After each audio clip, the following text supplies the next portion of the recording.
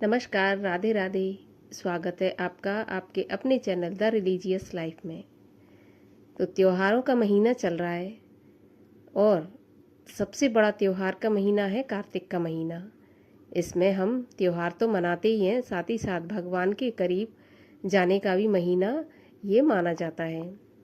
ख़ास तौर से तुलसी माता की पूजा और दीपदान ये बहुत ही महत्वपूर्ण होता है। लेकिन तुलसी जी की पूजा तो सभी करते हैं, मगर कुछ नियम ऐसे होते हैं कि जिनको यदि हम नहीं माने या जिनको अनजाने में भी अगर हम करें तो हमारी सारी पूजा व्यर्थ चली जाती है। तुलसी पत्र भगवान श्री हरि को बहुत ही अधिक प्रिय होता है। बगैर तुलसी पत्र के भगवान का भोग पूर्ण नहीं माना जाता। लेकिन तुलसी पत्र तोड़ने में हमें कौन कौन सी सावधानियां बरतनी चाहिए और कौन सा मंत्र ऐसा है जो तुलसी पत्र तोड़ते समय हमें बोलना चाहिए, आज हम इस वीडियो में इसी बारे में बात करेंगे, चर्चा करेंगे। तो वीडियो यदि अच्छा लगे तो वीडियो को लाइक अवश्य कर दीजिए, साथ ही साथ चैनल को भी सब्सक्राइब कर लीजिए, क्योंकि मेरे चैनल पर हमेशा आपको ऐसे वीडियो मिलते रहेंगे।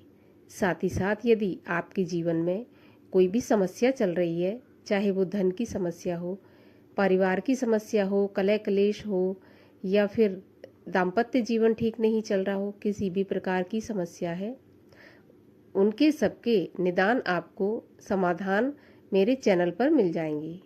मेरे चैनल पर पहले से ही वीडियो अपलोड है, तो आप जाकर चैनल को सब्सक्राइब करके इन वीडियोस को देख के लाभ उठा सकते हैं। तो चलिए अब हम आते हैं अपने आज के वीडियो के टॉपिक पर। आज के वीडियो का टॉपिक है कि हमें तुलसी पत्र तोड़ते समय किन किन बातों का ध्यान रखना चाहिए, कब तोड़ना चाहिए, कब नहीं तोड़ना चाहिए, साथ ही साथ कौन सा मंत्र बोलना चाहिए। ये बहुत ही जानना आवश्यक है कार्तिक के महीने में, क्योंकि ख़ास तौर से कार्तिक के महीने में तुलसी जी की सेवा सबसे ज़्यादा की जाती है और सबसे ज़्यादा तुलसी जी की पूजा की जाती है। आज के वीडियो में हम यही जानेंगे कि कब हमें तुलसी के पत्ते नहीं तोड़ने चाहिए। हमें पाप लगता है, चाहे हम कितनी भी पूजा पाठ कर लें, यदि हमने इन नियमों का उल्लंघन किया तो हमें पाप लगना ही लगना है, हमारी सारी पूजा व्यर्थ चली जाती है। तो देखिए, हमें कभी भी तुलसी के पत्ते सूर्योदय के पहले नहीं तोड़ना चाहिए। सूर्यास्त के बाद हमें और सूर्योदय के पहले तुलसी दल नहीं तोड़ना चाहिए। इसके अलावा रविवार को भी तुलसी पत्र नहीं तोड़े जाते और इसके अलावा पूर्णिमा, अमावस्या, द्वादशी को भी तुलसी पत्र नहीं तोड़ना चाहिए, नहीं तोड़े जाते।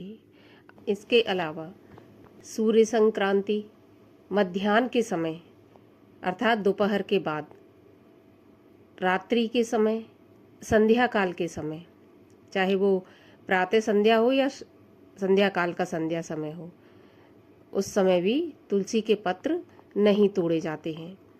इसके अलावा शौच के बाद अर्थात यदि आप शौचालय जाकर आए हैं दिन में, तो आपको तुलसी जी का स्पर्श बिना नहाए नहीं करना चाहिए, नहाना चाहिए, चाहे वो दोपहर हो या शाम हो। बिना नहाए भी तुलसी जी का स्पर्श नहीं किया जाता, तुलसी पत्र नहीं तोड़े जाते हैं।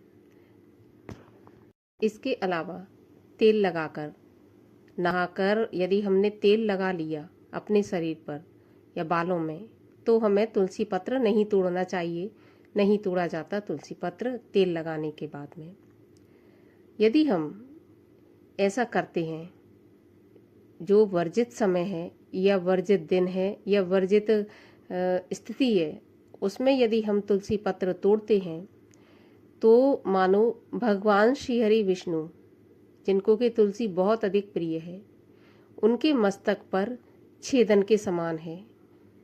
तो हमें इन वर्जित तिथियों में, वर्जित समय पर और वर्जित स्थिति में कभी भी तुलसी पत्र नहीं तोड़ना चाहिए, चाहे वो किसी भी चीज़ के लिए हो।